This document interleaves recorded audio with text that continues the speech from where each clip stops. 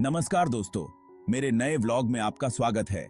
आज हम पश्चिम बंगाल में हुई एक दर्दनाक घटना के बारे में बात करेंगे।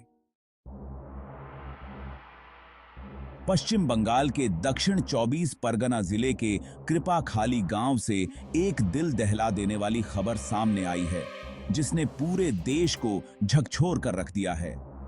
चौथी कक्षा की एक मासूम बच्ची के साथ दुष्कर्म और हत्या की घटना ने समाज में व्याप्त क्रूरता और अमानवीयता को उजागर किया है।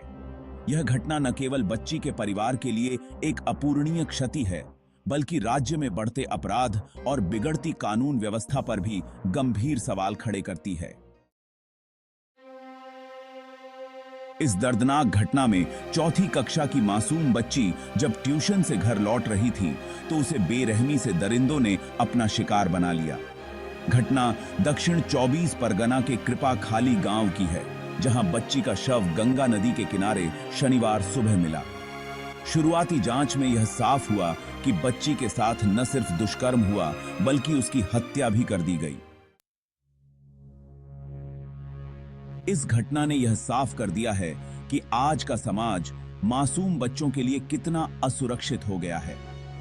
यह बच्ची जो अपने घर लौट रही थी, अपनी सुरक्षा के लिए पूरी तरह समाज और कानून पर निर्भर थी, लेकिन दुर्भाग्यवश न समाज उसे सुरक्षित रख सका और न ही कानून व्यवस्था।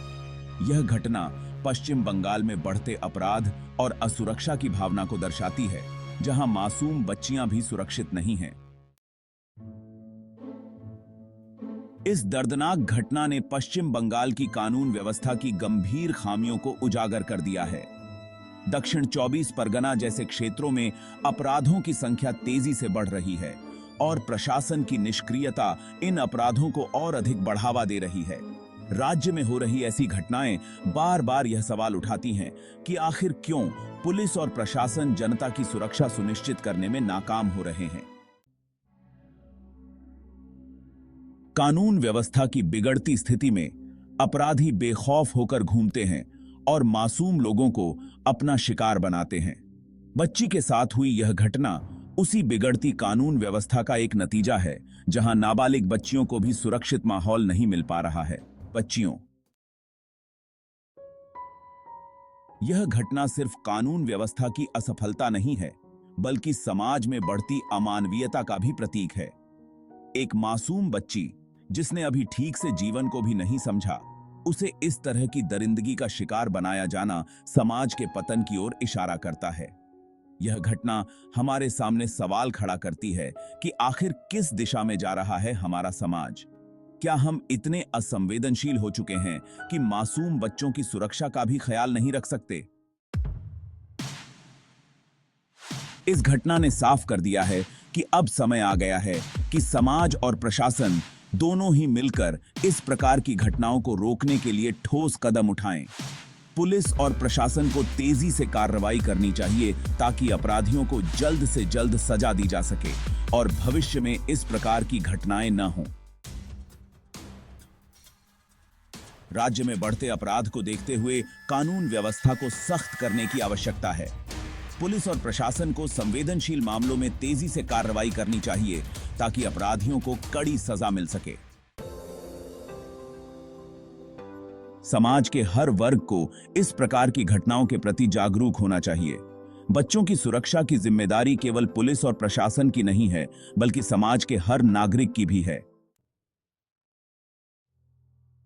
महिलाओं और बच्चियों की सुरक्षा के लिए खास तौर पर ठोस कदम उठाने की आवश्यकता है। स्कूलों, ट्यूशन सेंटर्स और सार्वजनिक स्थानों पर सुरक्षा के उपाय बढ़ाए जाने चाहिए।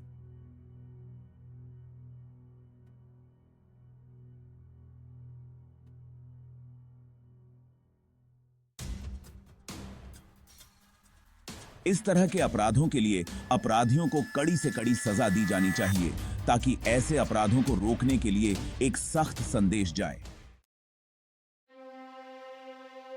चौथी कक्षा की बच्ची के साथ हुई यह दर्दनाक घटना पूरे समाज के लिए एक चेतावनी है। यह न सिर्फ कानून व्यवस्था की कमजोरियों को उजागर करती है, बल्कि समाज में फैली अमानवीयता और संवेदनहीनता की भी तस्वीर पेश करती है। हमें यह समझना होगा कि ऐसी घटनाएं केवल प्रशासनिक समस्या नहीं है, बल्कि एक सामाजिक समस्या भी है। समाज और प्रशासन दोनों को मिलकर इस प्रकार के अपराधों को रोकने के लिए सख्त कदम उठाने होंगे।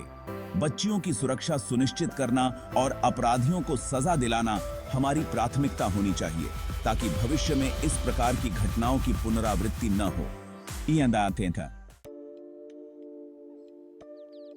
धन्यवाद। कृपया मेरे पेज या चैनल को फॉलो करें और इस वीडियो को शेयर करें।